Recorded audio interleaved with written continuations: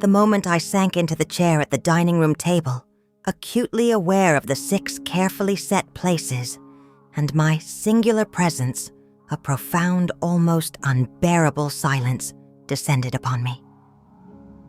It wasn't merely the absence of physical bodies that pressed in. It was the deafening quiet where laughter and the familiar chorus of family voices should have been. It was Christmas Eve, a night steeped in decades of cherished traditions, and I was utterly alone. The silence wasn't just empty. It felt heavy, weighted down by the chilling realization that they hadn't even offered the most basic courtesy, a phone call. There was no frantic explanation relayed in a hurried voicemail, no last-minute text message citing unavoidable changes, not even a brief, simple apology for the undeniable void left by their absence. An absence I had meticulously planned for structured my entire day around. The hours that followed, which I had envisioned as a tapestry, woven with warmth, connection, and shared joy, instead unspooled as a solitary, silent vigil. I found myself watching the clock's hands move, with relentless, almost cruel precision, each tick a tiny sharp chip against the fragile structure of false hope I had desperately tried to maintain within myself. Surely, I thought, my heart giving a little lurch, they'll call any minute now. Perhaps they are simply running impossibly late, caught in unexpected traffic, or delayed by the weather. But the phone remained stubbornly silent, a dark, unresponsive rectangle on the tabletop. The calls, the texts, the hoped-for presents never materialized. Then, exactly 7 days later, the silence was abruptly broken. But the sound that shattered it wasn't the cheerful ring of a belated holiday, greeting a heartfelt expression of remorse for their oversight, or even a simple casual inquiry about how my Christmas had been. Their sudden, unexpected reappearance was propelled by a desperate, urgent need, a crisis of their own. They arrived not bearing tokens of affection or expressions of care, but burdened with urgent pleas for assistance. Yet the woman they came seeking help from was not the same person who had sat at that festive table a week prior, patiently waiting, clinging to a hope that had been slowly, silently eroding. The quiet devastation of that particular Christmas Eve had acted as a crucible, forging something new, something stronger, something undeniably changed within me. I was now through the painful and undeniable clarity of lived experience, a woman who had grasped the true profound value of her own time, recognized the depth and breadth of the love she had so freely given, and understood with absolute certainty the critical necessity of safeguarding both. And this time, when their need compelled them to knock on my door, I was no longer armed solely with a bruised heart and a dawning painful awareness. I was fortified by a clear mind, a nascent but burgeoning plan, and the crucial strategic knowledge that I needed professional counsel. A lawyer, a detached, objective third party, would unequivocally be an integral part of my strategy moving forward. If the echoes of this narrative strike a chord deep within your own soul, perhaps touching upon parallel experiences or mirroring feelings you've quietly carried in your own life, please take a moment to consider subscribing to this channel. Your support means a great deal. Additionally, I would be genuinely touched and deeply grateful if you would take the time to share in the comments section the name of the city or country from which you are listening or reading these words. I am truly curious to understand the reach of this shared human experience and to see where this particular connection unites us across the vastness of the globe. My name for the official record is Margaret Donovan. However, for most of my life, including to my family and the close friends who have populated my world for years past, I have simply been known as Mag. That specific December, the one that held the profound, unforgettable silence of Christmas Eve, found me navigating life at the age of 67. My existence, spanning many decades prior to that watershed moment, had been meticulously defined by order, characterized by precision, and anchored firmly by dependability. I had spent my entire professional life immersed in the logical, structured world of numbers, having retired after a long and dedicated career as an accountant. For years, I had meticulously balanced ledger books and managed the intricate finances for both small local businesses and countless individual families within the community of Spokane, Washington. I wasn't just competent at my profession. I had excelled at it, consistently earning descriptions from my clients and colleagues alike as reliable, thorough, and undeniably dependable, a reputation in which I took considerable quiet pride. Yet in a stark and painful paradox, no amount of professional reliability or personal care devotion and meticulous preparation had adequately equipped me for the quiet, soul-deep devastation that unexpectedly unfolded on that seemingly ordinary, yet utterly transformative Christmas Eve. The morning of December 24th had in fact commenced in a manner that perfectly mirrored years of cherished holiday traditions and the hopeful anticipation that always accompanied them. I woke early, long before the first faint, hesitant hints of dawn began to delicately paint the sky over the vast, often stark eastern Washington landscape. Drawing back the heavy insulating curtains in my bedroom, I discovered that a fresh, pristine layer of pale snow had fallen silently overnight, softly dusting the neighborhood rooftops, blanketing the branches of the old trees, and lending the world outside a hushed, tranquil beauty. It was precisely the kind of untouched, undisturbed snow that seemed to whisper promises of a holiday ripped straight from the pages of a classic Christmas card, a scene of perfect beauty, imbued with peace and brimming with the potential for abundant joy. I pulled on my thick, comforting cardigan, the one my late husband Harold had lovingly given me on our 30th wedding anniversary many years ago. Its worn softness felt like a familiar warm embrace against my skin, a tangible connection to a cherished past. Making my way deliberately to the kitchen, I found the air still held the lingering warm and inviting scents of cinnamon and fresh-baked bread from my dedicated baking efforts the night before. I had invested days in the preparations, pouring not just my energy, but my heart and love into the familiar, comforting rituals of holiday readiness. The turkey, a carefully selected bird chosen for its size and quality, was thawing perfectly in the refrigerator, patiently awaiting its starring role in the festive meal. The cranberry sauce hadn't been pulled from a can. It was a homemade creation, meticulously prepared from scratch, using Harold's mother's time-tested recipe, incorporating just the right amount of bright orange zest, precisely the way my daughter Caroline used to rave about it with childlike enthusiasm years ago. A tray of freshly baked sugar cookies sat cooling on the counter, intricately shaped like festive stars, miniature Christmas trees, and delicate bells, each one meticulously frosted by hand, in vibrant red and green icing, transforming them into miniature edible artworks. I had even gone to the extra nostalgic effort of retrieving the old Christmas china, a set reserved solely for the most special occasions, from the very back of the cupboard where it was carefully stored. I had methodically wiped each delicate plate, cup, and saucer until they gleamed brilliantly under the bright kitchen lights, envisioning them soon laden with an abundance of festive food and surrounded by the happy, animated faces of my family. Throughout the morning, my phone remained a constant silent companion, placed strategically nearby, picked up and checked multiple times with a frequency that bordered on anxious obsession. I was expecting updates, cheerful text messages confirming their imminent arrival, perhaps a quick voicemail, anything, absolutely anything to signal that my children and grandchildren were on their way. Maybe a note about potential traffic delays or unexpected detours, or even just a simple holiday-themed emoji to convey, "Thinking of you, Mom."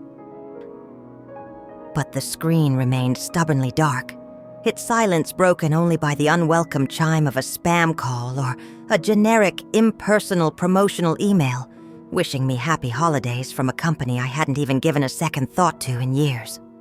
Despite the increasingly noticeable lack of communication, I consciously, actively fought against the rising tide of doubt beginning to subtly creep into my mind. Families run late sometimes, I reasoned with myself. Plans can sometimes shift unexpectedly at the last minute. But love, surely that remained steady, unwavering, an anchor in a changing world. That was the silent mantra I repeated in my mind, a comforting, hopeful rhythm as I began the final meticulous preparations for setting the table. I carefully arranged 6 places around the polished wood, 1 for myself, 2 for Caroline and her husband James, 2 more for my teenage grandchildren, Ethan and Maddie, whose youthful energy and cheerful chatter I eagerly anticipated filling the quiet house, and 1 extra place setting, just in case someone unexpected might decide to join a hopeful space left open to the universe's possibilities. At each individual setting, I carefully placed a tiny stocking, lovingly filled with little trinkets, shiny coins, and foil-wrapped chocolate Santas, small tangible tokens of my affection and anticipation. In the very center of the table, I artfully arranged sprigs of fresh holly, their vibrant red berries providing a striking, beautiful contrast to the pristine white tablecloth. Thinking how lovely the arrangement would look in the family photos, I was absolutely certain we would soon be taking. That afternoon, I took extra care with my appearance, choosing an outfit that felt simultaneously festive and comfortably familiar. I selected a dark green sweater, its soft wool embroidered with a small, delicate gold star, positioned just over the heart, a subtle, quiet nod to the season's symbolism. I paired it with a comfortable pair of classic black slacks and decided to wear the pearl earrings Harold had given me the Christmas before he passed away. Their soft, iridescent luster always brought a bittersweet, poignant memory of his love and presence. As I added a familiar touch of perfume to my wrists, a long-held habit that felt deeply ingrained, it felt like a ritual from another time. Entirely a time when holidays were synonymous with vibrant company, overflowing laughter, and the comforting, predictable chaos of a house filled to the brim with cherished loved ones. I wanted to look my best, not out of vanity, but as a quiet statement, a visual demonstration that they were coming home to someone who still cared deeply, someone who still remembered and fiercely cherished the traditions we had meticulously built together, year after year, brick by loving brick. As the day wore on, the bright afternoon light outside my windows began its slow, inevitable fade, and the sky outside deepened into a rich twilight blue, transitioning from soft gray to a profound, inky expanse.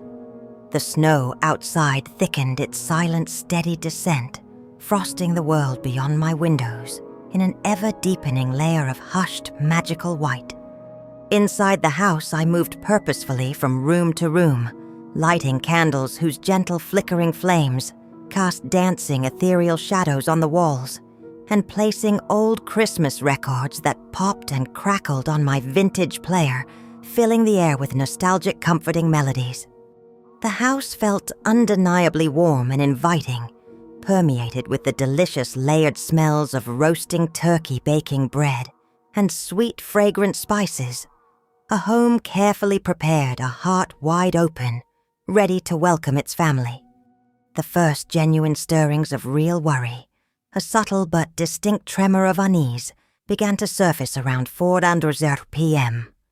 By 5:00 p.m., the light outside had almost completely vanished, consumed by the premature darkness of a snowy winter evening, and I found myself pacing lightly between the kitchen and the living room, a nervous energy beginning to coil tightly in my stomach.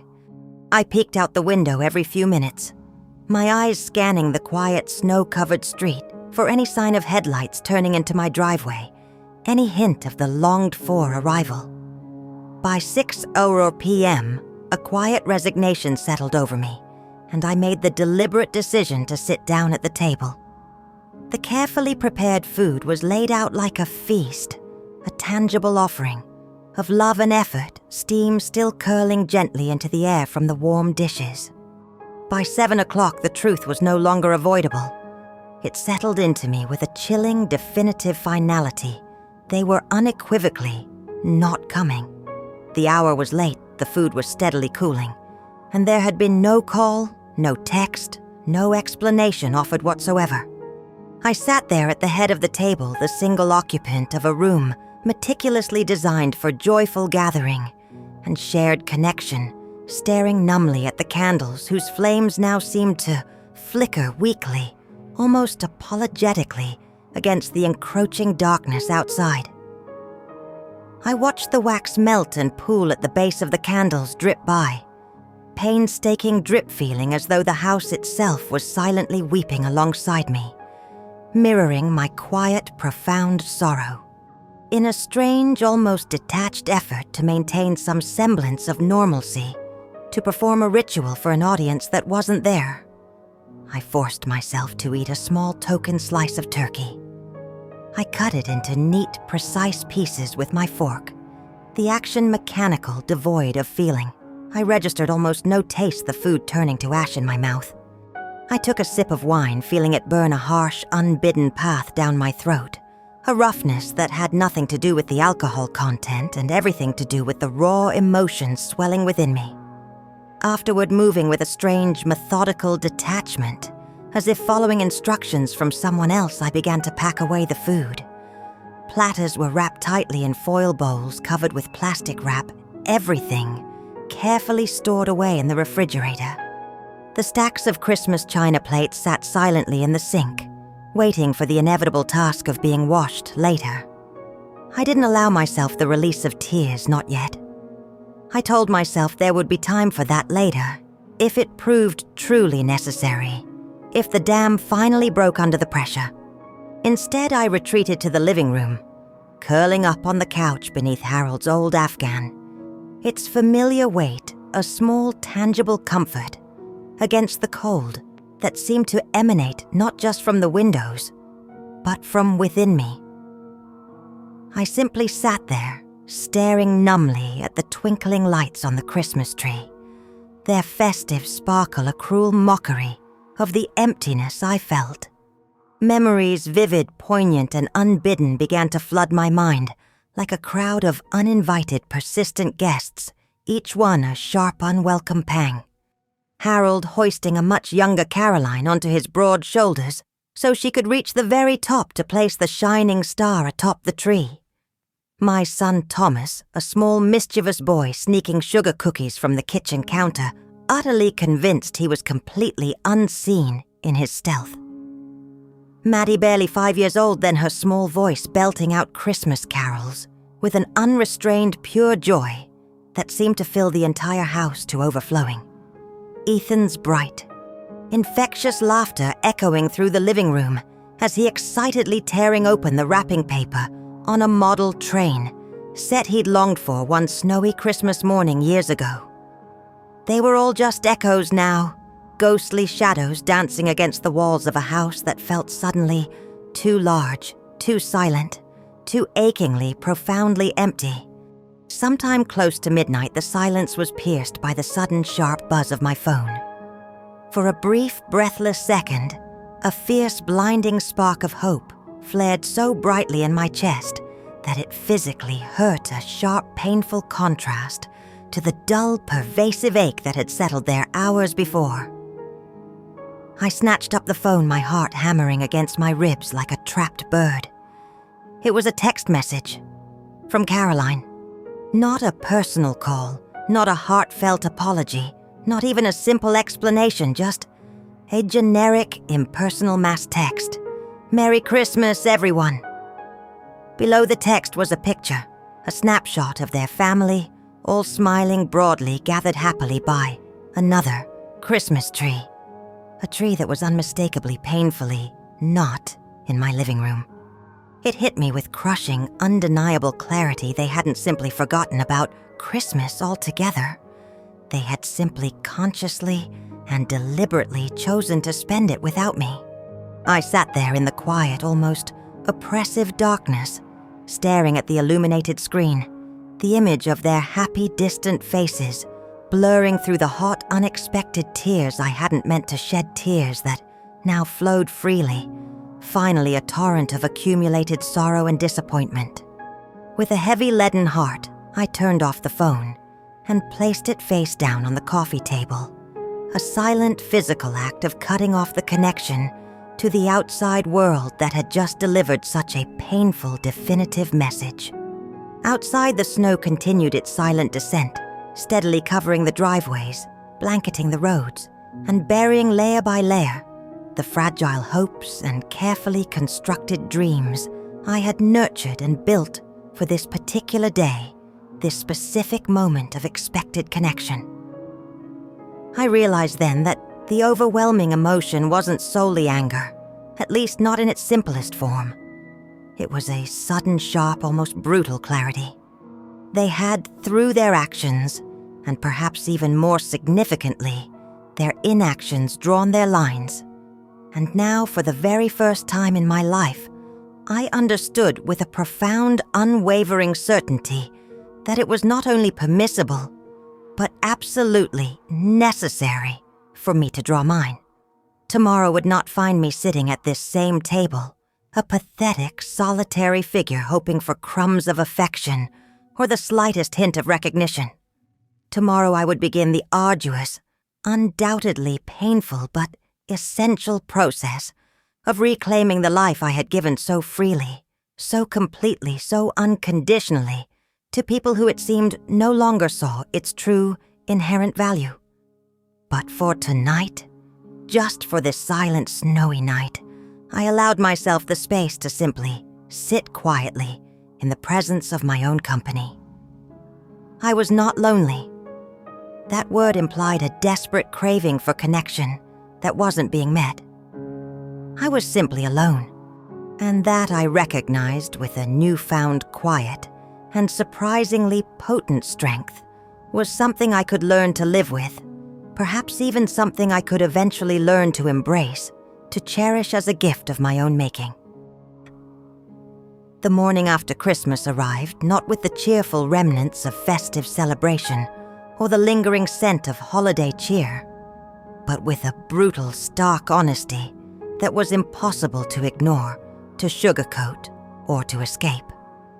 There were no presents waiting to be unwrapped with eager hands, no joyful shouts of children discovering new treasures beneath the tree, no comforting warm smells of cinnamon rolls baking warmly in the oven.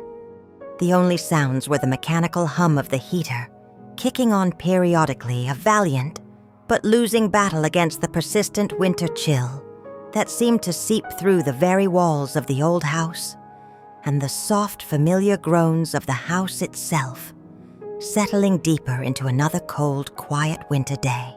I moved slowly through the rooms, my body stiff and achy from a night spent curled uncomfortably on the living room couch, still wearing the dark green sweater and pearl earrings I had put on the day before, with such naive, foolish hope and anticipation. Out of sheer habit, a deeply ingrained pattern more than any real desire, I made myself a pot of coffee. The bitter, familiar aroma of the brew filled the kitchen as I stood by the window staring out at the backyard, now completely blanketed in undisturbed, pristine snow. My breath fogged the cold window pane as I leaned closer, my fingertip tracing invisible, meaningless patterns on the glass. The world outside looked untouched, perfect in its white purity, a postcard scene of winter tranquility. But inside the house and deep inside my heart, there was only a vast, hollow, echoing emptiness. Feeling directionless adrift in the quiet aftermath, I wandered into the living room and found myself inexplicably drawn to the small secretary desk that Harold had given me on our 25th wedding anniversary. It had sat there for years, gathering dust gradually obscured by newer furniture, and largely forgotten in the busy, often hectic rush of daily life. Now, in the quiet, melancholic aftermath of such profound disappointment and pain, it seemed to beckon to me like an old silent friend waiting patiently to be rediscovered. I pulled open the top drawer, finding its contents just as I had left them, a neat stack of envelopes tied together with a faded red ribbon, a collection of birthday cards, holiday greetings, and handwritten notes accumulated over years gone by, a tangible history captured on paper. With fingers that trembled slightly, betraying the emotional weight of the moment, I untied the ribbon and began to sort slowly, deliberately, through the papers. There were cards from Caroline, brightly colored and cheerfully illustrated, filled with enthusiastic promises to visit soon, casual, almost dismissive apologies for being so terribly busy, and declarations of love signed with a flourish that now seemed almost bitterly ironic. There were letters from Thomas, always shorter, more practical, and to the point in tone but no less affectionate in their clipped, understated phrases. "Thanks for everything, Mom. Couldn't have done it without you." I found crayon drawings from Maddie and Ethan from when they were small, their stick figures always depicted with wide, happy smiles, always with exaggerated hearts drawn floating optimistically over their heads. Innocent, joyful creations that now brought a sharp, painful contrast to the present reality. Each piece of paper felt heavier than the last, weighted down by the sheer volume of memories they represented. Memories that now tasted surprisingly sour on my tongue like spoiled milk. Promises. So many promises filling page after page, promises to visit more often, to call every single Sunday without fail, to make sure we spent holidays together, just like old times, a phrase meant to evoke warmth and continuity. They had meant them once I was absolutely sure of that. They hadn't been malicious lies from the outset.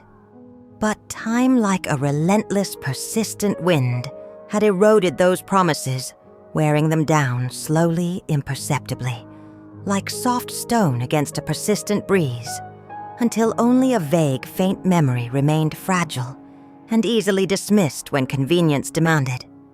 I sifted deeper into the drawer and found a sturdy manila envelope, clearly labeled in my own neat handwriting, "House Documents." Inside were copies of the loan I had co-signed for Caroline and James when they bought their second home, a larger house in a desirable neighborhood that stretched their budget considerably. Another folder held the promissory note from Thomas dated 7 years back, meticulously outlining the terms of the loan I had willingly provided when he started his first business venture, needing crucial seed money to get off the ground to turn his entrepreneurial dream into a reality. I remembered the meetings with the bank, the nervous energy I felt, and the surge of immense pride I had felt being able to help my children take such bold, significant steps into their own futures to give them a crucial leg up. I had done it willingly, without a moment of hesitation, because that's simply what mothers do, isn't it? They give often unconditionally, even when no one explicitly asks. They hope often against all evidence, even when there is no real guarantee of return. They believe often blindly, even when doubt begins to creep in around the edges, whispering insidious questions. I sat back in the chair holding the brittle documents loosely in my lap and felt a strange, unsettling sense of detachment settle over me. A disconnection from the person who had collected these papers, who had made these sacrifices. It was as if I was reading the story of another woman's life entirely, someone who had seemingly given everything she had, financially, emotionally, personally, and had been left with little more than a collection of old papers and a pile of broken, shattered assurances. The kettle in the kitchen began to whistle sharp and shrill, its insistent sound pulling me abruptly, urgently out of my deep, melancholic thoughts. Back to the present moment. I rose and made myself another cup of coffee, even though the first pot from the morning had barely been touched, its contents now cold and bitter. The simple, familiar ritual of preparing the coffee comforted me, a small, tangible reminder that some things at least could still be controlled, still follow a predictable pattern, even if the larger, more significant pieces of my life seemed to have slipped irrevocably beyond my grasp, tossed about by unseen currents. I carried my mug back to the kitchen table and sat staring numbly at the poinsettia centerpiece that had looked so vibrant, so festive, so full of life just days ago. Its bright red leaves were now beginning to curl and droop perceptibly at the edges, their initial vibrancy fading visibly hour by hour, a living metaphor for my own fading hope. I thought about the last conversation I had had with Caroline in November. She had explicitly, unequivocally promised they would come for Christmas. She had promised it would be, "Just like when we were kids, Mom, you'll see." A phrase specifically designed, I now realized, to evoke warmth and a powerful, comforting nostalgia. And I foolishly, desperately had believed her completely. Just like I had believed Thomas when he had confidently stated he would repay the business loan in a year, maybe 2 at the most, as soon as things were stable and the business was on its feet. Just like I had believed James when he had assured me with apparent sincerity that they would visit every month once the new baby came, needing my help and company my experience as a grandmother. Just like I had believed them all individually and collectively when they had told me in various ways over the years that I would never be alone, that I would always be an integral part of their lives. But promises, I realized with a painful, gut-wrenching clarity, are often tragically easy in the saying, flowing effortlessly from the tongue, and incredibly hard, sometimes seemingly impossible, in the keeping. Outside the window, the wind began to pick up strength, whistling mournfully through the eaves of the house and sending sudden, violent flurries of snow, dancing and swirling relentlessly across the street and the front yard. I watched as the powerful gusts battered the carefully built snowbanks along the driveway, reshaping them without mercy, wiping away the careful work of hands and shovels as if it had never existed at all. A stark fitting and undeniably painful metaphor for how I felt inside. I had built my entire life around them, laid down my love, my financial resources, and my personal sacrifices, brick by painstaking brick, genuinely believing it would create something permanent, something unshakable, a strong, enduring foundation for our family unit. But in the end, it had proven to be as fragile and temporary as snowdrifts under a relentless, unforgiving winter wind. By mid-morning, driven by a sudden, urgent, almost desperate need to erase the physical reminders of my profound disappointment and shattered expectations, I began the methodical process of packing away the Christmas decorations. I wrapped the delicate ornaments carefully in tissue paper, gently placing them back into their designated storage bins.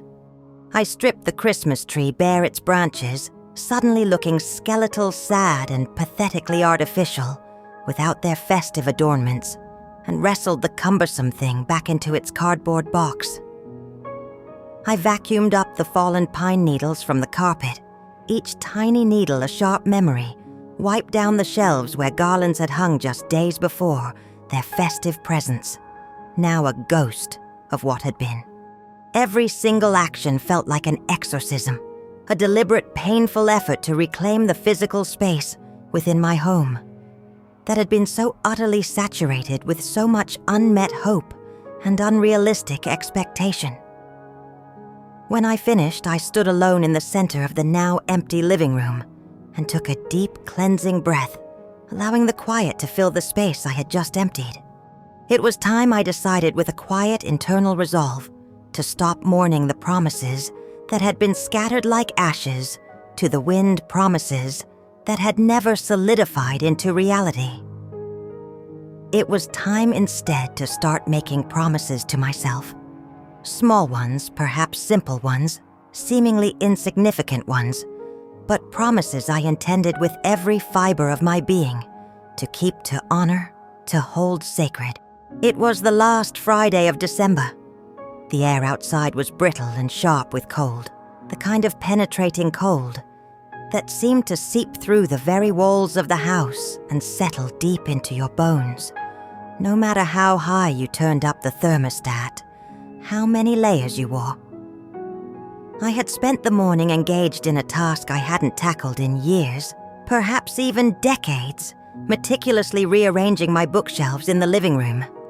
There was a strange, unexpected comfort in handling the old hardcovers, their familiar weight and texture in my hands, carefully dusting each spine and finding small forgotten notes tucked randomly between the pages.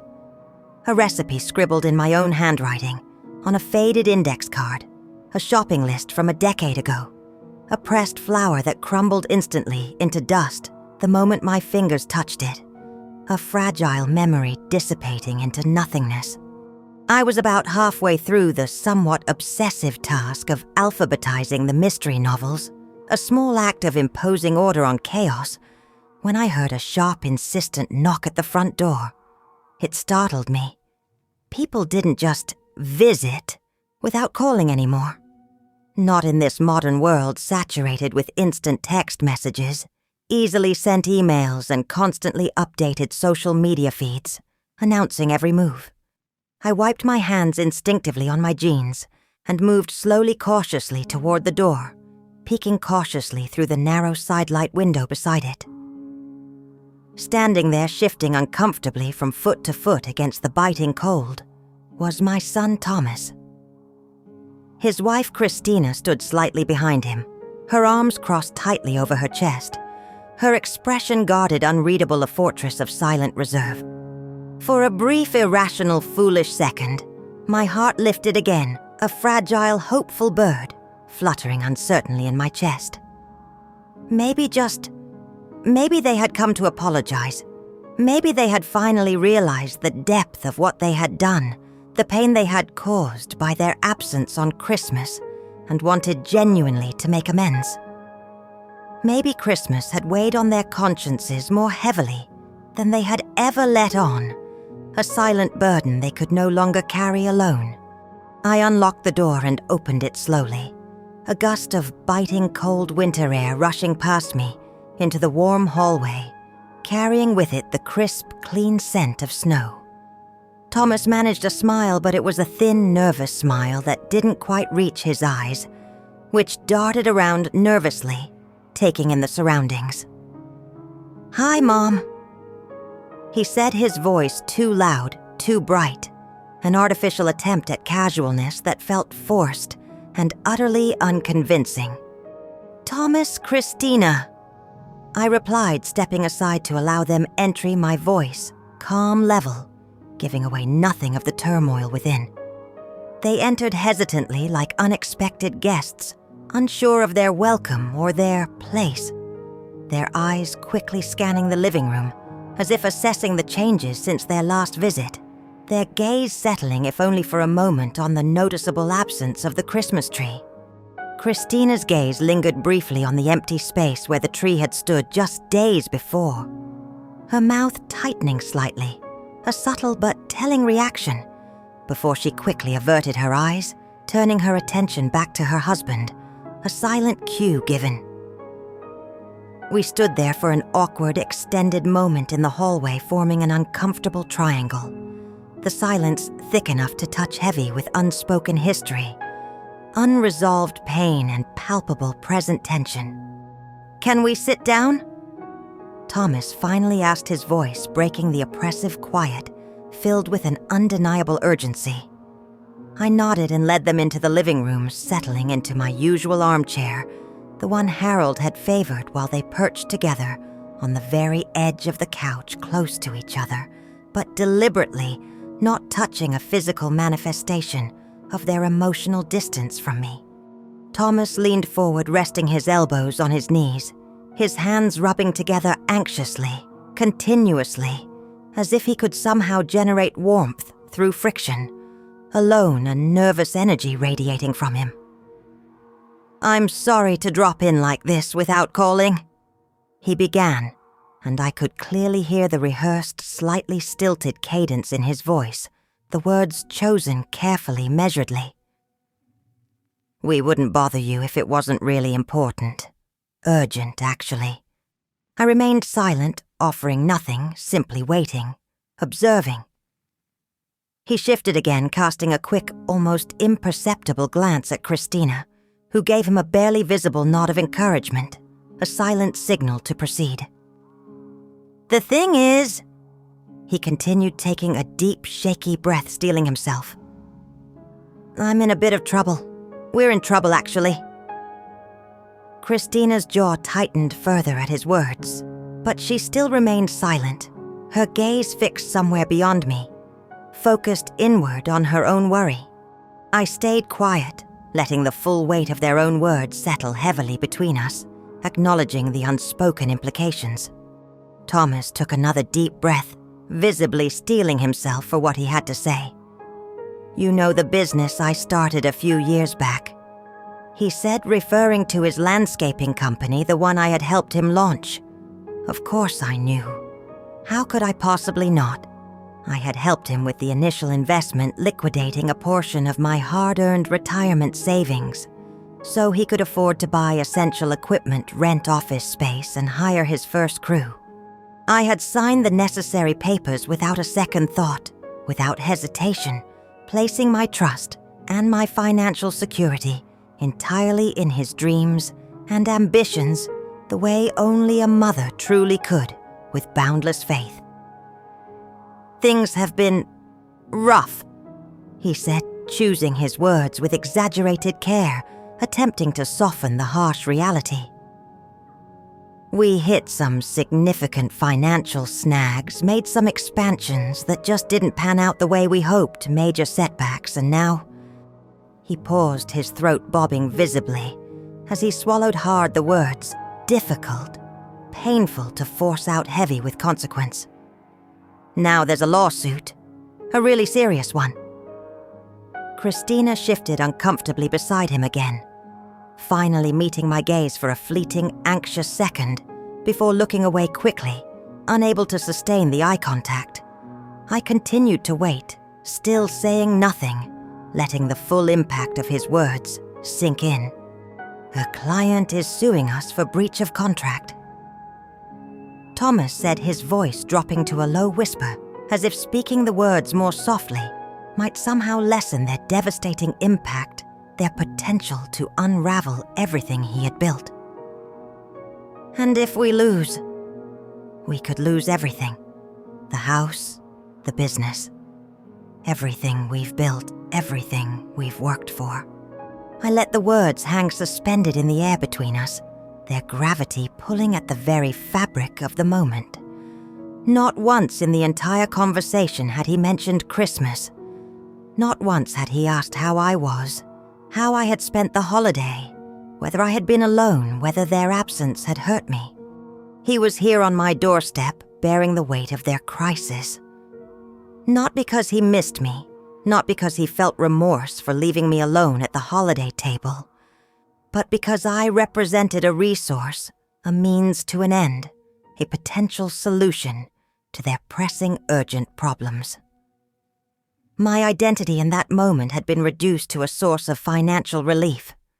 "We need a lawyer," Christina said finally, breaking her prolonged silence, her voice brittle tight with thinly veiled impatience and raw fear.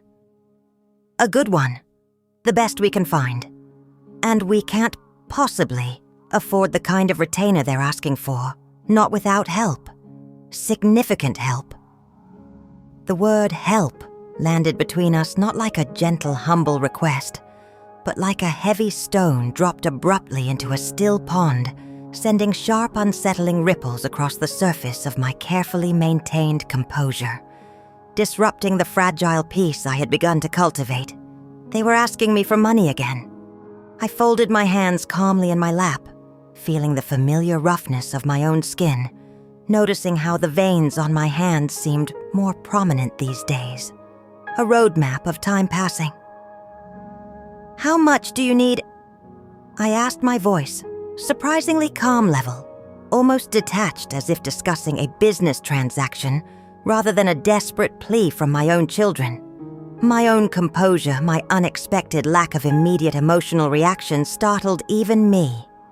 Thomas's face brightened instantly, a flash of desperate hope illuminating his features. He mistook my calm inquiry for immediate willingness for the familiar automatic yes he had always received. "About 20,000 to start," he said quickly, a hint of desperate eagerness in his tone, a palpable sense of urgency. "Maybe even more if it actually goes to trial if it drags on." Christina leaned forward slightly on the couch, her manicured nails tapping a restless, impatient rhythm against the side of the coffee mug she held tightly, a visible sign of her anxiety. "It's just temporary," she added quickly, her voice laced with a practiced, almost automatic reassurance, as if saying the words would make them true. "We'll pay you back. We swear we will. Every single penny. It's just, we're absolutely out of options right now. There's nowhere else we can turn." I thought about the loan documents and the promissory note still tucked away, hidden from view in my secretary desk drawer. Tangible, silent reminders of promises made and broken as easily as brittle twigs underfoot. I thought about the silent Christmas Eve, the empty table set for 6, the untouched food growing cold, the heavy silence that had filled the space where laughter and conversation should have been. I thought about the decades I had spent consciously and unconsciously prioritizing everyone else's needs, desires, and futures before my own systematically placing myself last. I rose slowly, deliberately from my armchair, feeling the weight of years of deferred self-care in my movements.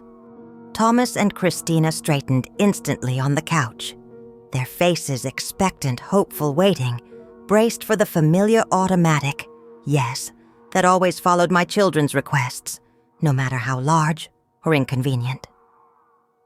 "I need some time to think," I said simply, my voice still calm, unwavering firm.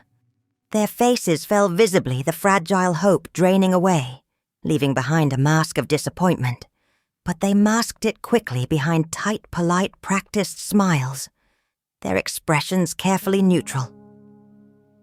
"Of course," Thomas said, standing awkwardly, his earlier eagerness vanished.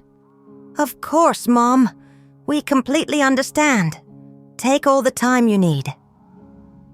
Christina rose too, smoothing her coat with quick, agitated movements, unable to fully contain her frustration and urgency. "We just hope you'll think fast," she said, her voice clipped and urgent, the mask of politeness slipping, revealing the pressing nature of their need. "There's a deadline for filing our responses, you see. It's quite soon." I nodded but offered no further words, no false reassurances, no softening of my stance. They shuffled towards the door, their departure as abrupt and unplanned as their arrival, murmured quick, perfunctory goodbyes that felt hollow and insincere, and disappeared back out into the biting cold, leaving behind only a lingering chill in the air and the heavy silence. I closed the door firmly behind them and leaned against it for a long moment, the cold wood pressing into my back, a physical anchor in the emotional storm. This time I told myself, my internal voice quiet but resolute, I would not rush impulsively to save them. This time I would think deliberately, carefully, considering all the angles. This time, perhaps for the very first time in my life, I would choose myself. After they left, I stood motionless for what felt like a significant period of time, though, in reality, it was probably only a few minutes, the silence wrapping around me. The house was silent once more, but it wasn't the soft, peaceful silence I had begun to learn to welcome and even appreciate in the quiet days since Christmas. It was a heavy, oppressive kind of quiet, the kind that seemed to wrap itself around my shoulders like a wet, suffocating blanket pressing down on my chest. I finally pushed myself away from the door and wandered back into the living room, the space feeling both familiar and strangely alien. Unsure of what to do with the sudden vast emptiness they had left behind, I sank back into the old armchair, the very one Harold used to claim every evening with a book in one hand and a glass of iced tea in the other, his quiet, comforting presence, a constant in my life for so long. I closed my eyes and allowed the memories of him to wash over me. Small, fragmented flashes of a shared life, a solid, dependable partnership that felt impossibly far away now, like something from a different lifetime. Harold, who had always told me in his quiet, unassuming way that love wasn't just a feeling, a fleeting emotion. It was an action, a verb. It was about showing up consistently, reliably, dependably, even when it was difficult, inconvenient, or required sacrifice. Harold, who had been there for every single milestone, every small stumble, every Christmas morning, every quiet evening, never once making me feel like a burden, never making me feel like I was asking for too much by simply existing and needing him. The fresh betrayal by my children, the quiet hurt of their absence on Christmas, followed by their immediate need-driven return, stung even deeper because it stood in such stark and painful contrast to the solid, dependable foundation of love and mutual respect that Harold and I had meticulously built together over our many years of marriage, a foundation I had mistakenly believed we had passed down to our children. Love to me had always been defined by action, not just by sentiment or pretty easily spoken words. It had been countless nights spent wide awake nursing sick children back to health monitoring temperatures, dispensing medicine, offering comfort. It had been early mornings spent meticulously packing lunches while simultaneously trying to rush out the door for work, juggling multiple demands at once. It had been entire weekends cheerfully surrendered to endless hours spent on the sidelines of noisy soccer games, tedious band practices that stretched on forever, and nervous piano recitals where my children's shy faces searched the audience for my reassuring smile. It had been consciously saving money for college tuition instead of taking much-needed vacations, postponing my own small dreams for their larger futures. It had been quietly covering unexpected emergencies they never even knew about, silently providing the safety net consistently standing in the shadows so they could shine brightly in the spotlight, so their lives could be a little easier, their paths a little smoother. I had believed, perhaps naively, certainly hopefully desperately, that kind of unwavering love, that depth of sacrifice, that relentless giving, would eventually be repaid in kind, or at the very least, recognized and deeply appreciated. My hand instinctively reached for the old ledger I kept, tucked discreetly under the coffee table, hidden from casual view. This was where I tracked my personal finances, not with the detached professional precision I had offered clients for decades, but with a meticulousness born of habit, a need for order and a quiet, persistent need for control in one small, manageable area of my life. I flipped through the pages, tracing the careful, neat handwriting that documented every dollar, lent every significant expense, covered without expectation of immediate return, every substantial sacrifice made over the years in the name of family, in the name of love. The stark, unadorned numbers stared back at me from the page like silent, irrefutable accusations. A ledger not just of money, but of accumulated emotional debt, the significant down payment for Caroline and James's first house, a sum that had required dipping deep into my retirement savings. The repeated car repairs for Thomas, when he claimed he simply couldn't afford them, the unexpected medical bills for little Ethan, when Christina's insurance coverage had temporarily lapsed bills I had quietly paid without being asked. I had paid and paid and paid again, and not once until recently, until that silent Christmas Eve, had I allowed myself to keep an emotional score in my heart to tally the cost to myself. But the ledger, in its cold, factual, unsentimental columns, told a different story entirely. A story I could no longer pretend wasn't real, wasn't my own truth. I closed the book and set it on my lap, my hand running slowly over the worn leather cover, feeling the texture of years of giving. I felt a strange, complex mix of grief and a simmering anger rising steadily in my chest, a churning storm of conflicting emotions. Not because I regretted helping them in those specific moments. I had done it willingly, without reservation, out of a deep, innate love, out of a sense of duty that felt as natural to me as breathing itself. But because they had somehow, somewhere along the convoluted path of our shared lives, come to see my love not as a precious, freely given gift, something to be cherished and reciprocated, but as a perpetual expected obligation, a bottomless well from which they could draw whenever they pleased. They had come to believe, seemingly without question, without pause, that no matter how much they took, how much they demanded, how much they failed to reciprocate, I would always, invariably be there to give more, to be the ever-present solution to their problems, the convenient safety net.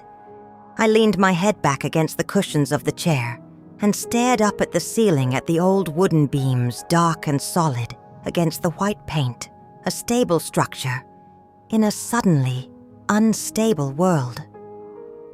Somewhere along the complex, often difficult path of our shared lives, the true meaning of love had been lost, twisted and distorted into something transactional, hollow, conditional. I thought about Thomas and Christina sitting on my couch just minutes ago, their faces tight with genuine worry, their voices dripping with urgency and need. They hadn't come to reconnect, to apologize for the pain of Christmas, to simply spend time with me, to offer comfort or care. They had come because they needed another withdrawal from the perceived, inexhaustible bank of my life and resources. The realization hit me harder than I had anticipated, settling deep within my bones, cold and heavy. Love, I knew instinctively, should never be measured in dollars and cents, in loans and repayments, in favors granted and obligations met. But here I was holding a ledger in my hands that unequivocally said otherwise, that provided chilling proof that it had indeed been precisely that for years. I rose from the chair and walked slowly to the window, staring out at the quiet street below, the world wrapped in a blanket of white. Snowflakes drifted lazily through the cold air, settling softly on the bare branches of the old oak tree in my front yard, each one unique and delicate. The world outside looked so incredibly peaceful from inside my warm house, so still and undisturbed. Yet I knew, beneath that perfect white layer, life was inherently messy, complicated, and often unexpectedly cruel, capable of inflicting deep wounds. I turned away from the window and walked back to the secretary desk, a renewed sense of purpose guiding my steps. I pulled out a fresh sheet of paper, its crisp white surface a stark contrast to the worn, brittle documents I had just handled, a blank canvas awaiting a new truth. I uncapped my pen and held it poised over the page for a long, silent moment before I began to write.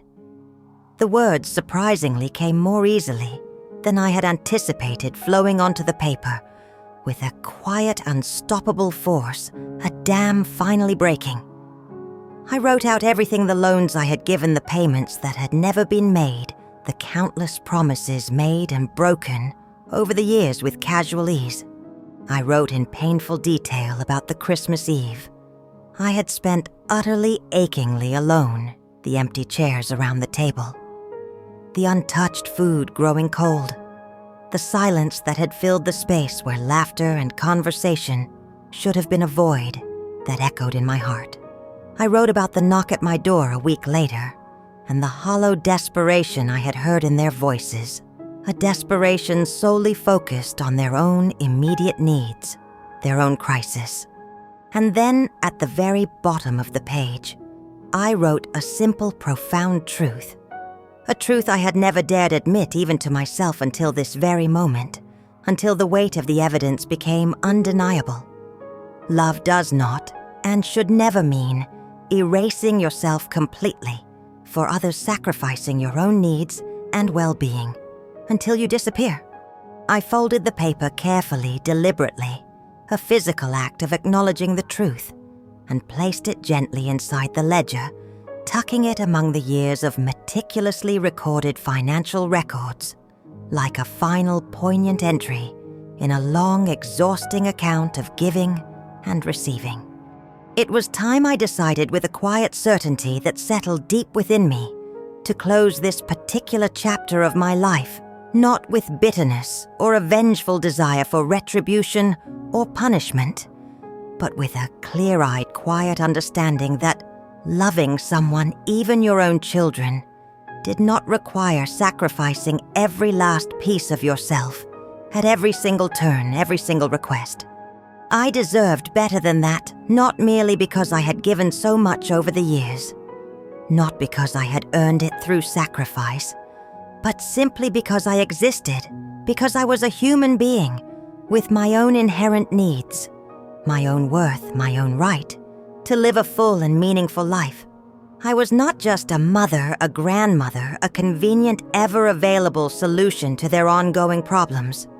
I was a woman who had, through navigating the complexities and disappointments of life, earned the undeniable right to live the rest of her life without being constantly drained, dry, emotionally, physically, and financially by the very people she loved the most.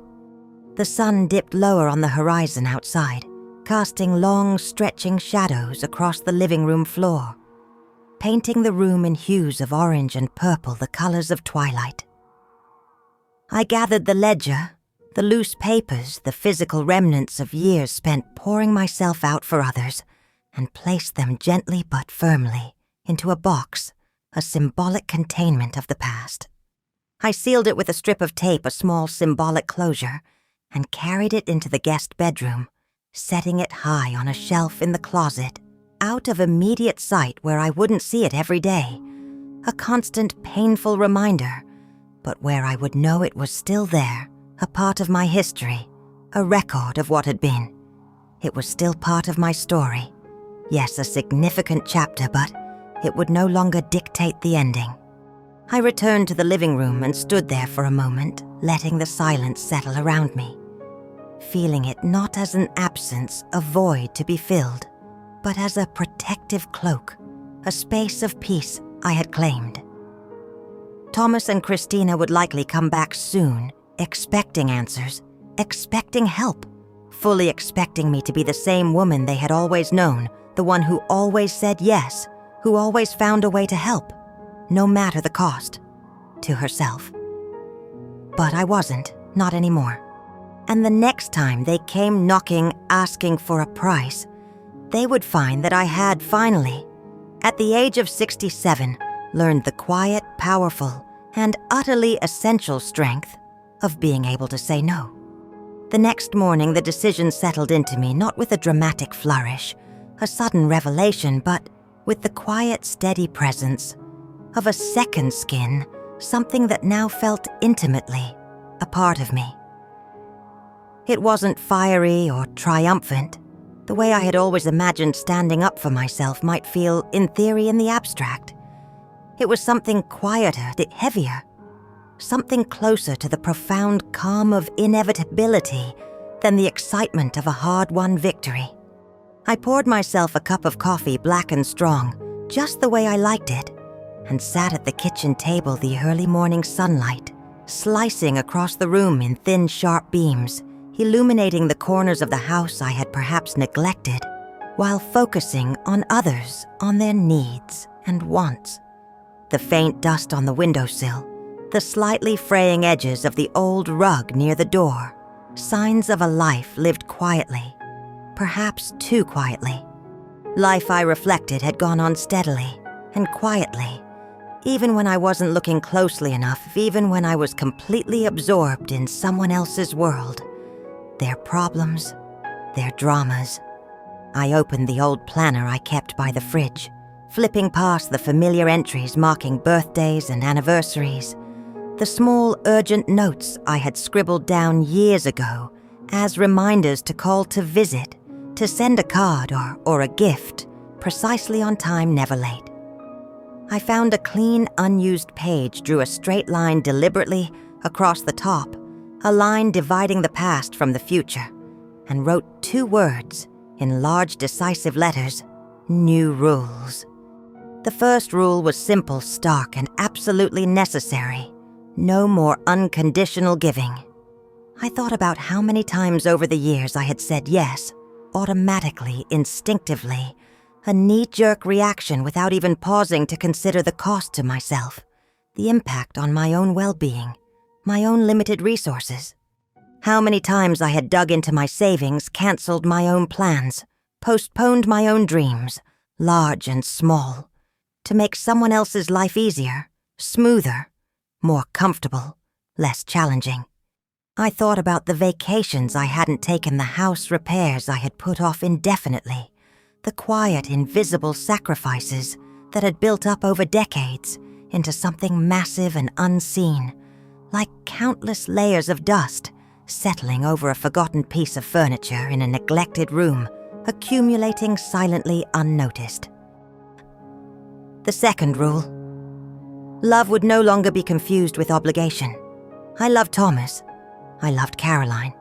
I loved my grandchildren, Ethan and Maddie, fiercely, deeply, unequivocally. That fundamental fact was not going to change, would never change. But that deep, abiding love did not and should not mean forfeiting my own dignity, my own peace of mind, my own fundamental needs and desires. Love did not mean being merely a wallet they could open when things got tough, only to be quickly shut and forgotten, again when they no longer needed the specific thing I could provide, the specific problem I could solve with money or resources. The third rule. My peace would come first. It sounded selfish, undeniably, even as I wrote the words down on the page, a word I had spent my entire life avoiding feeling guilty for. But I allowed them to stay grounding themselves in the paper, a declaration of a new priority. I was bone-tired of waiting anxiously for scraps of attention, tired of constantly molding myself and my life to fit neatly, conveniently, into the narrow, constricted spaces they allotted me within their own busy, demanding lives. I deserved quiet mornings spent lingering over a cup of coffee, unhurried afternoons wandering aimlessly through bookstores, evenings filled with genuine laughter, with friends who called simply because they wanted to connect, not because they needed something specific from me. I closed the planner firmly and placed it back on the counter, its familiar weight now feeling different, heavier, more significant, imbued with the power of my decision. The new rules were written, a personal declaration of independence. But they would mean absolutely nothing, would have no power, would be merely ink on paper, if I didn't find the strength and the unwavering resolve to actually enforce them, to live by them. Around mid-morning, my phone buzzed with an incoming message, startling me slightly. I stared at it for a long moment, my heart giving a small, involuntary leap, a residual habit before finally picking it up. It was a message from Thomas. "Hey, Mom, just checking in. Have you thought about it? We really could use your help. Love you." The words sat there on the screen, glowing faintly in the morning light, as if daring me to respond in the automatic, familiar way I always had. With hesitation, with a pang of guilt, with that persistent, aching, irrational hope that this time, finally things would be different, that their expressions of love were sincere and not just prefacing another request, another demand. But something profound inside me had irrevocably shifted. I didn't answer right away. Instead, I walked to the bathroom and took a long shower, letting the hot water pound against my back, feeling as though it was washing away some invisible residue of all the times I had said yes against my better judgment, against my own needs, against my own quiet reservations. I got dressed slowly, deliberately, choosing a soft, comfortable sweater and a pair of familiar jeans. Nothing fancy, just clothes that felt unequivocally like me. Comfortable in my own skin, in my own space.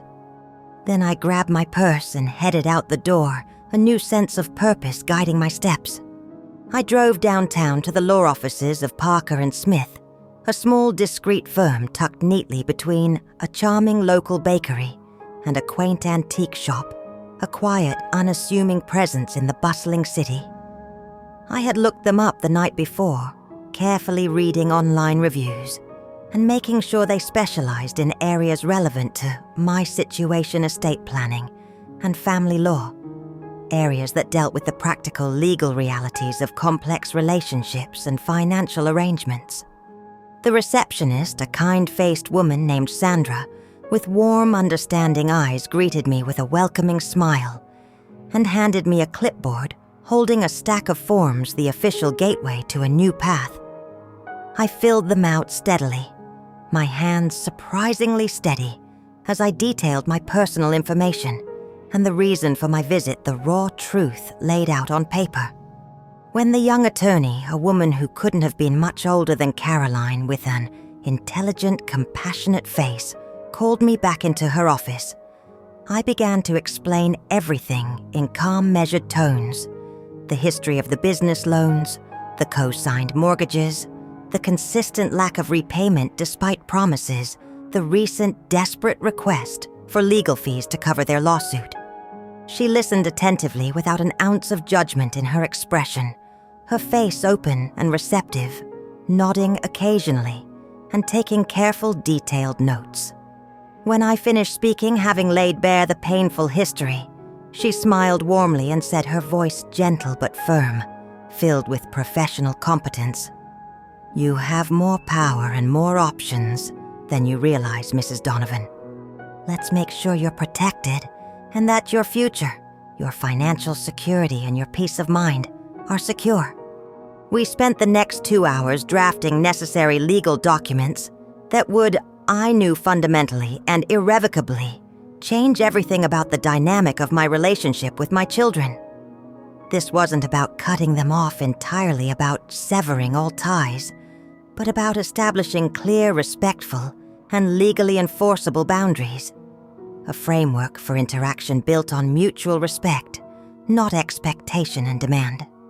We drafted a formal agreement stating that any future financial help, should I choose at my discretion to provide, it would come strictly in the form of formal loans with clearly defined interest rates and rigid non-negotiable repayment schedules, like any business arrangement.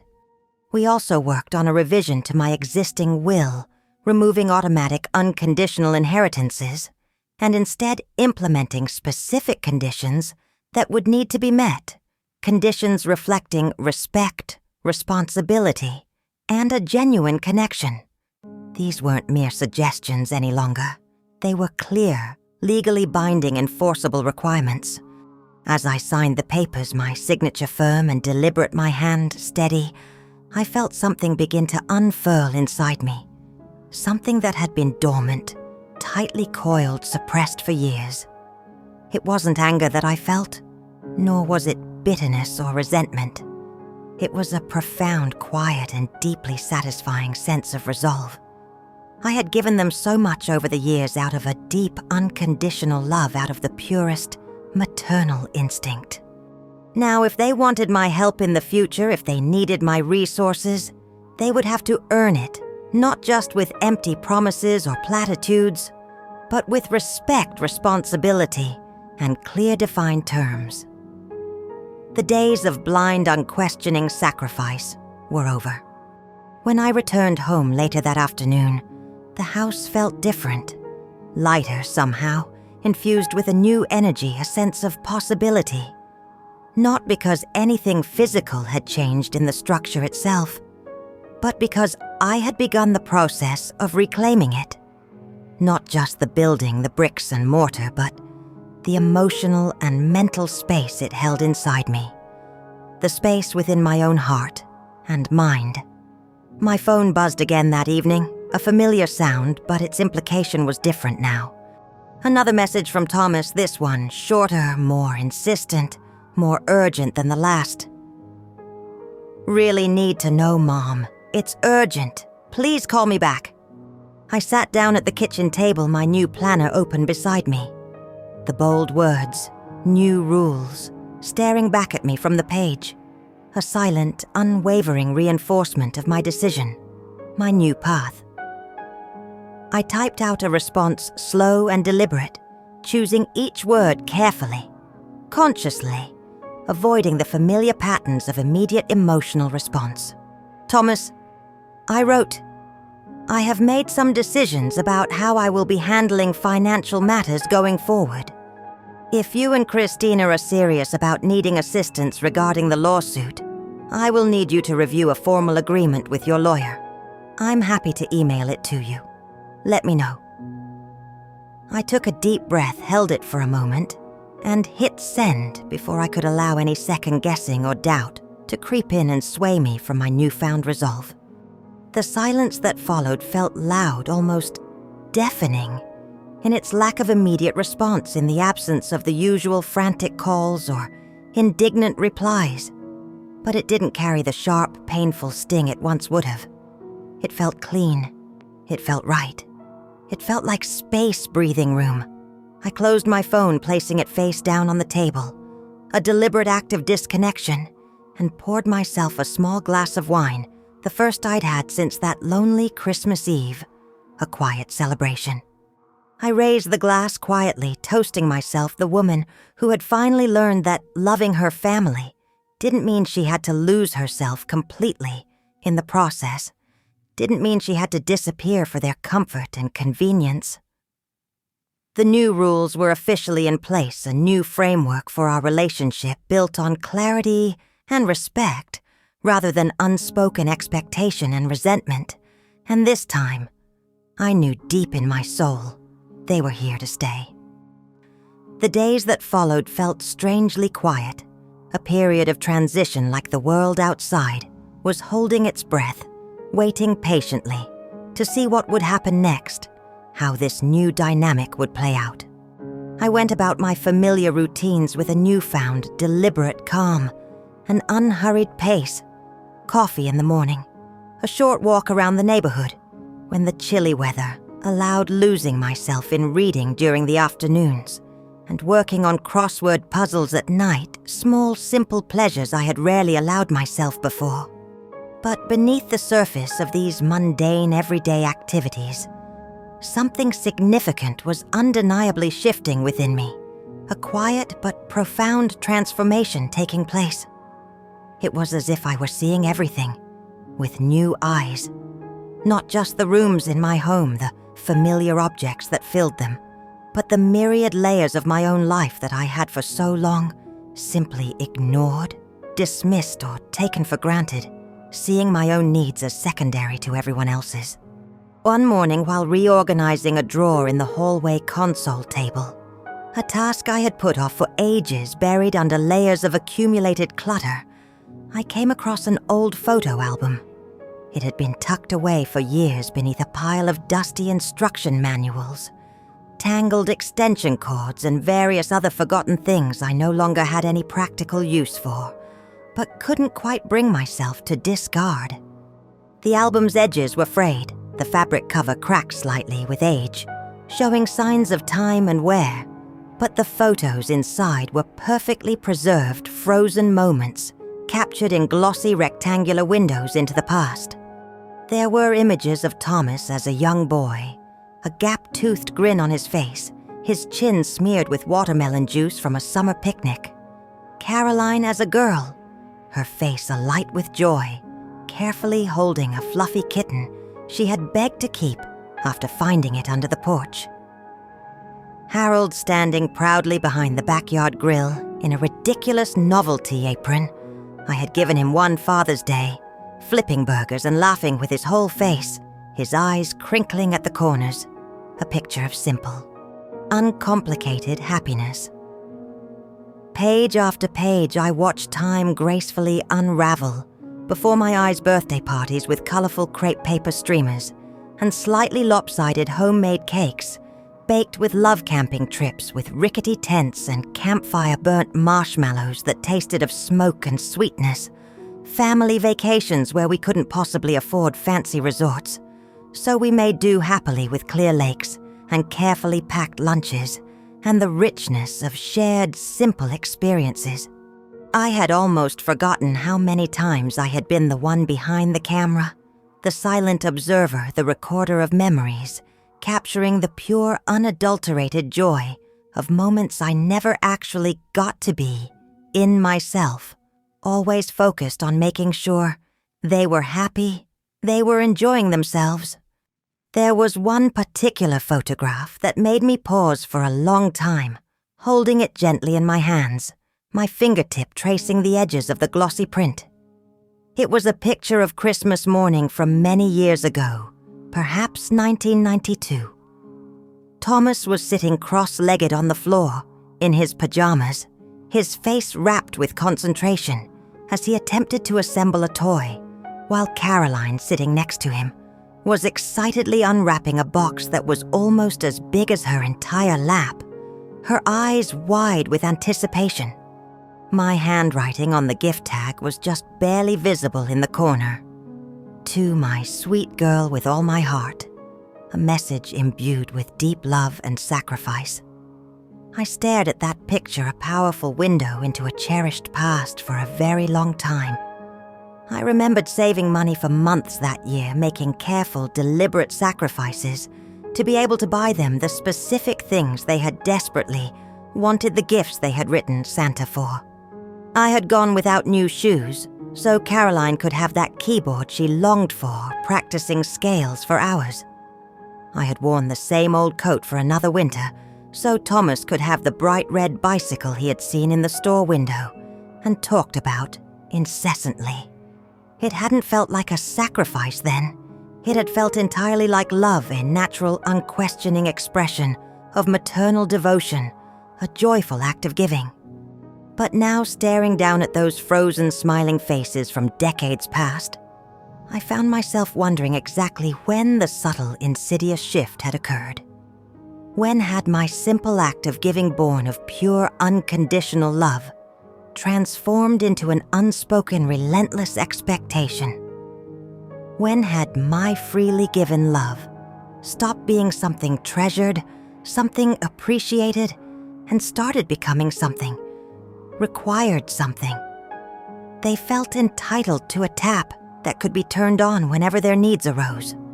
Later that afternoon, compelled by a deep need for clarity, for a full accounting, not just of money, but of emotional labor and sacrifice, I sat down with a small notepad and began to write out everything else I had ever given them.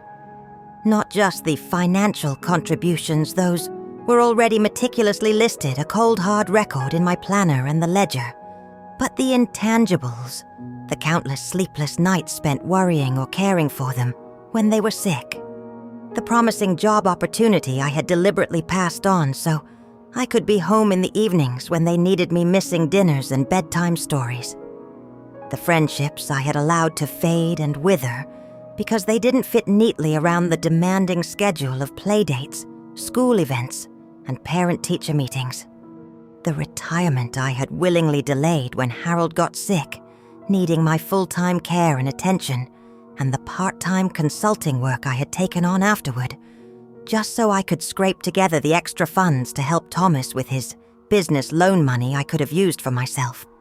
The list grew longer and longer, filling page after page, documenting years of quiet, unacknowledged sacrifice, until the lines blurred on the paper and my hand cramped from the sheer volume of writing the weight of memory. I sat back in my chair staring at the black ink scrolled across the pages, genuinely stunned by the sheer weight of it all, the accumulated mass of unspoken contributions, of things I had given without ever asking for anything in return, not even recognition. These were the things I had never said out loud, not to them, not even fully to myself. Keeping them hidden in the silent private corners of my heart, entirely convinced that speaking them, that naming them, that acknowledging them would somehow diminish their value, that true love, especially a mother's love, should never ever be tallied or accounted for, should be given freely, invisibly. But maybe I thought with a sharp pang of regret that was precisely where the fundamental problem lay. Because by not naming these things, by not acknowledging the reality of the sacrifices I had made, by not honoring the significant cost they represented to me, to my life, to my own well-being, I had inadvertently allowed everyone, including myself, to believe they simply didn't matter, that my needs, my sacrifices, my life were less important than theirs. That night I had a dream about Harold. He was standing in the kitchen stirring a pot on the stove, wearing that same ridiculous apron from the photo album, the one with the barbecue cartoon. He turned to me, his face gentle, his eyes kind, and said nothing. Just smiled at me the way he used to when he wanted me to know, without words, that he was proud of me, that he saw me, that he appreciated me. I woke up with tears on my cheeks, the lingering emotion of the dream, but also with a strange, quiet sense of peace settling in my chest, a calm resolve replacing the turmoil. It was time the dream seemed to whisper, to stop hiding the truth, not just from others, from my children, but most importantly, from myself. It was time to see and acknowledge the full picture of my life, the giving and the taking. The next day, feeling a renewed sense of purpose, a quiet determination, I printed copies of the formal documents my lawyer, the kind young woman with the gentle voice and sharp mind, had helped me draft. I placed them neatly in a manila envelope and set it by the door ready. If Thomas asked again if he followed up on his urgent message, if he truly needed the help he said he did, I would simply hand him the envelope, presenting the new framework for our interactions. If he didn't, if the silence stretched on, if their need wasn't as urgent as they claimed, I would understand that too, and I would continue to move forward on my own path, the path I was now deliberately choosing. In the meantime, I reached out to an old friend from my church group, Susan, someone I hadn't spoken to in nearly a year, having let our connection lapse amidst the demanding, consuming demands of family, of always being available for them. We agreed to meet for lunch at a small, cozy cafe downtown, the kind with mismatched chairs and the smell of roasting coffee. To my surprise and delight, I found myself laughing in a way I hadn't in a very long time, loud, unrestrained, genuinely real laughter that bubbled up from deep within a sound I had almost forgotten I was capable of producing. I told her a little about what had happened, about the quiet, painful Christmas and the subsequent need-driven request for money, and she listened intently without judgment, without interruption, only placing her hand gently over mine across the table and nodding with a quiet, profound understanding that transcended words. "You're not alone in this, Mag," she said softly, her words a balm to my soul, confirming a shared, often invisible experience. And she was right. So many women our age, women who had dedicated their lives to building families, nurturing children, and supporting others, had similar stories of being forgotten, sidelined, taken for granted, once their primary roles as active caregivers or financial safety net seemed less essential, less constantly needed. We had built our identities and our lives on the backs of service sacrifice and unwavering love. And when the world, particularly our children, no longer seemed to need us in those specific traditional ways. It didn't quite know what to do with us. But we sitting there in that warm, cozy cafe knew. We knew we could rewrite the rules. We could find joy again, not through their validation or attention, not through being needed by them, but through our own deliberate choices, through nurturing our own spirits, through rediscovering who we were outside of our roles as mothers and grandmothers. By the end of that week, feeling a renewed sense of purpose and a burgeoning sense of self, I had compiled a list of things I wanted to do, purely for myself. Things I had always put off, always deemed less important, always relegated to someday. I wanted to take a ceramics class at the local community center to work with my hands to feel the texture of the clay and create something tangible just for the pure pleasure of it, without any goal other than the act of creation itself. I wanted to take a short trip to Portland in the spring, just to wander through the famous rose gardens, inhaling the intoxicating scent of blooming flowers, a sensory experience for myself alone. I wanted to plant towering sunflowers in the backyard, even if the neighbors might complain they blocked their view, simply because the idea of something so bright and tall blooming under the summer sun, turning its face towards the light, made me undeniably happy, a vibrant splash of color in my world. These were not grand world-changing ambitions, not monumental goals, but they were undeniably mine born solely of my own desires. And for the first time in decades, I had given myself explicit permission to chase them, to pursue them, without a trace of guilt or a lingering sense of obligation to anyone else's schedule or needs. I no longer needed to be needed by them to feel worthy. I needed desperately and fundamentally to be whole within myself. That was the core revelation, the quiet, profound shift. It hadn't arrived with a dramatic confrontation or a final shouting argument. It had come instead in the quiet moments, in the stillness, after the storm of disappointment, in the moments I finally allowed myself to stop performing the lifelong role of the forever giving, forever available mother and grandmother, and finally step tentatively at first, but then with increasing confidence into the fullness of simply being a woman with her own voice, her own boundaries, her own life still stretching out ahead of her, not receding behind. A life waiting to be lived on her own terms. I hadn't heard from Thomas in nearly a week after sending that message about the formal agreement, the one outlining the terms and conditions for any potential future financial assistance. The silence that followed was almost deafening in its abruptness, a stark contrast to the constant hum of expected communication that had permeated my life for so long. At first, the old habits lingered stubbornly like a phantom ache. I checked my phone constantly, my heart giving a little lurch with every notification, half expecting a response, driven by anger, confusion, perhaps even a flicker of genuine regret or apology. But nothing came. No follow-up call. No emotional email, just a blank, empty space where his voice used to resonate in my life, a space now filled with quiet. I won't pretend that the continued silence didn't hurt, not at all. There was a part of me, an old, deeply ingrained part, embedded in the very marrow of motherhood, in the core of my being, that still yearned to be needed, to be consulted, to be loved unconditionally and uncomplicatedly by the children I had poured so much of myself, my time, my energy, my resources, my very identity, into raising, into shaping their lives. But that part of me was gradually growing quieter with each passing day.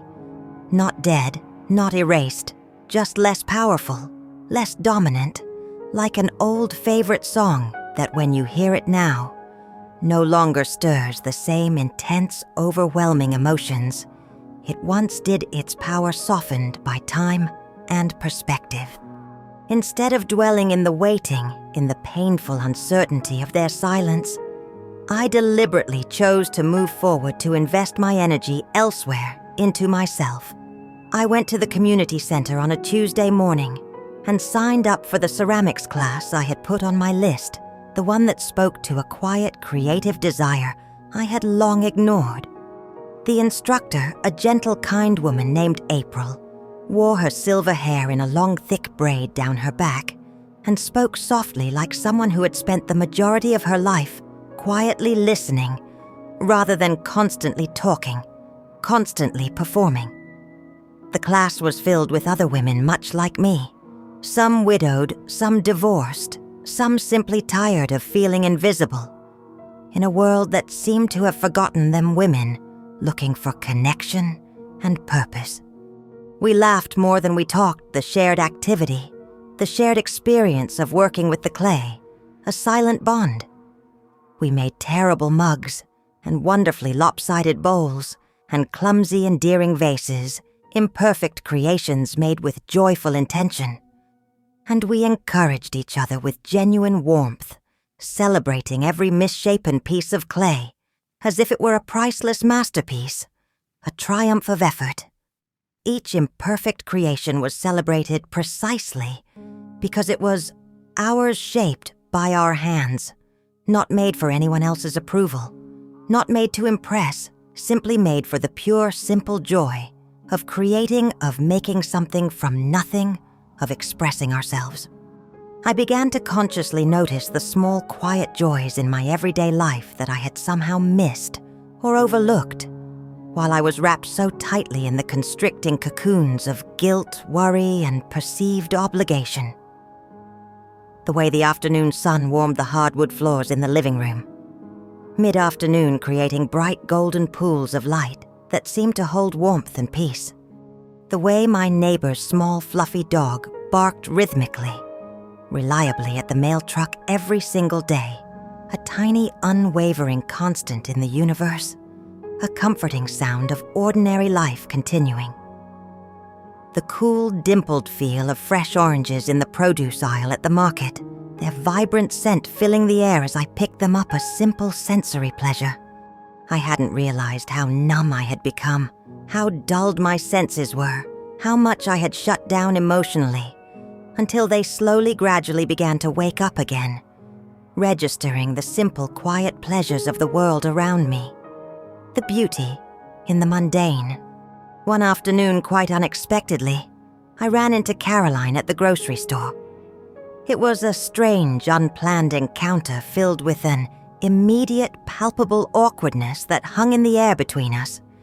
She was pushing a cart overflowing with snacks, juice boxes, and various hurried necessities. Her eyes tired, her shoulders visibly tight with stress, burdened by her own life. She offered a smile when she saw me, a polite social gesture, automatic, and perhaps a little strained, but it didn't quite reach her eyes, which remained distant and preoccupied, focused inward on her own concerns. We exchanged polite surface-level words, navigating the social interaction like strangers. "How are you, Mom? How are the kids doing? How's the house?" But the conversation felt strained, cautious, fragile, like we were both walking carefully on a thin sheet of glass we were terrified of cracking, terrified of what might lie beneath the surface. She didn't bring up Christmas, not a word, not a single acknowledgement of the painful silence. And I deliberately, consciously didn't bring up the unsettling, prolonged silence that had followed. It was as if we both silently agreed not to acknowledge the elephant standing squarely between us, the unspoken history, the unaddressed pain. She mentioned something about being incredibly busy lately, about things being complicated, about the stresses of her own life, and I simply nodded, offering understanding, without opening the door for the usual stream of excuses, without inviting the familiar narrative of why they couldn't make time.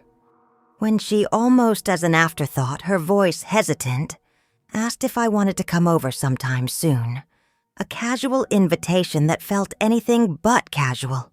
In that moment, I smiled gently and told her I would think about it. I didn't owe her an immediate yes, a reflexive agreement. Not anymore. That simple, quiet refusal to fall into the old pattern to instantly rearrange my life to suit her convenience felt incredibly powerful. A small but significant victory. Back at home, feeling a renewed sense of purpose and clarity, I went through the closet in the guest bedroom, the place where I had stored the painful remnants of the past.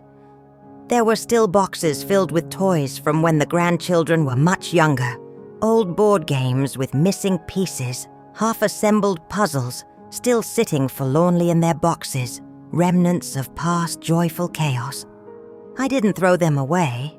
I wasn't trying to erase anyone or anything from my history, from my life story.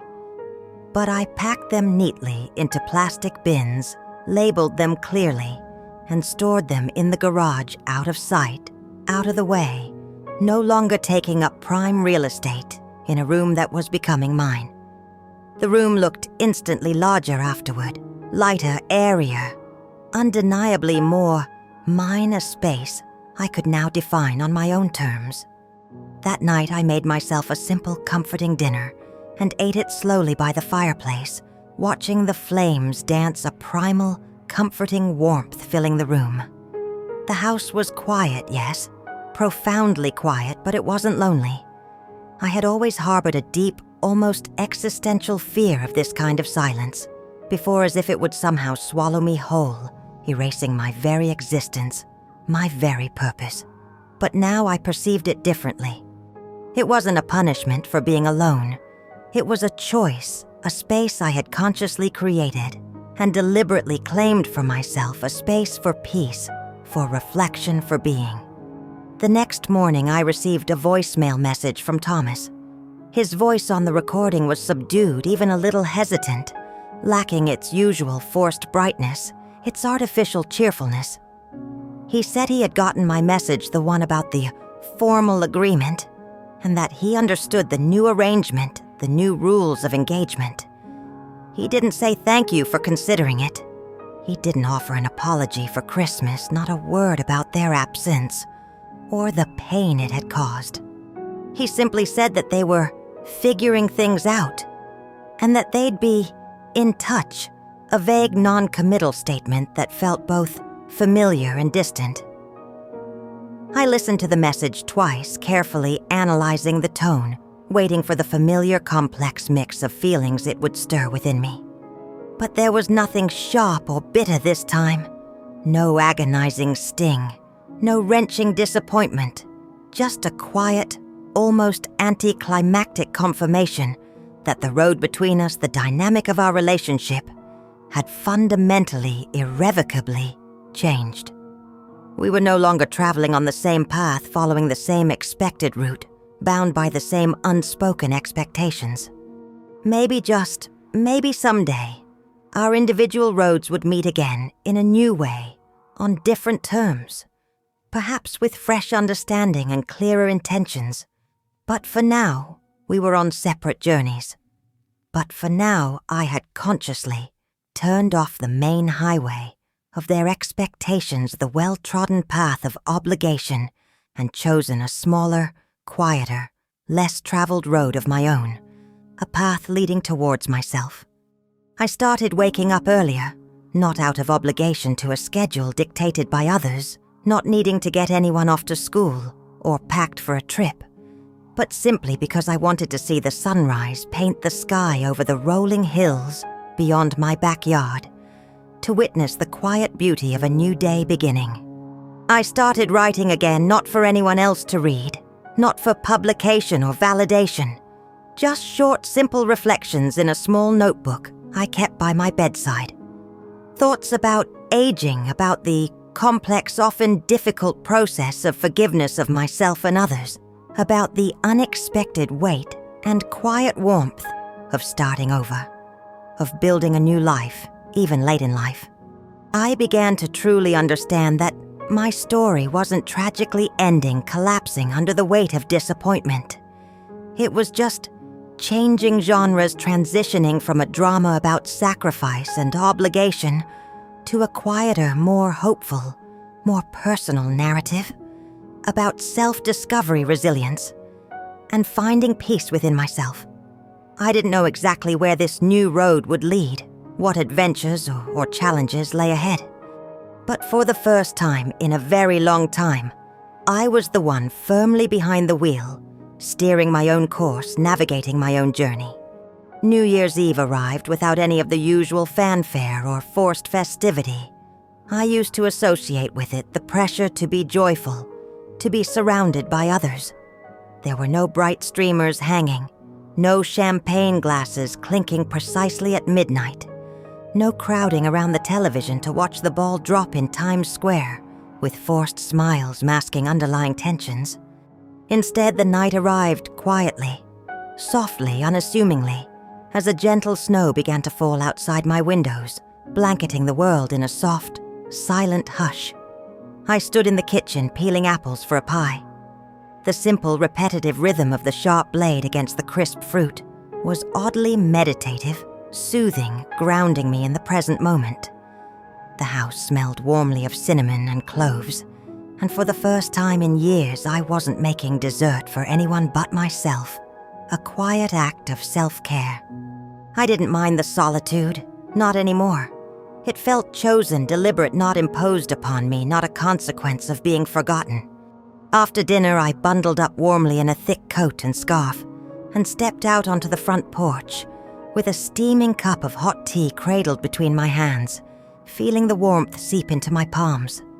The street was silent, the fresh snow muffling every sound into something almost sacred, profoundly peaceful. I could just barely hear the faint, distant crackle and boom of fireworks from across town, early celebrations echoing faintly, a reminder of the world outside. But it felt distant, separate from my quiet space. But here on my own, quiet steps, everything was still and serene. The lamplight from the street pole cast soft golden halos onto the fresh white ground, creating pools of light in the darkness.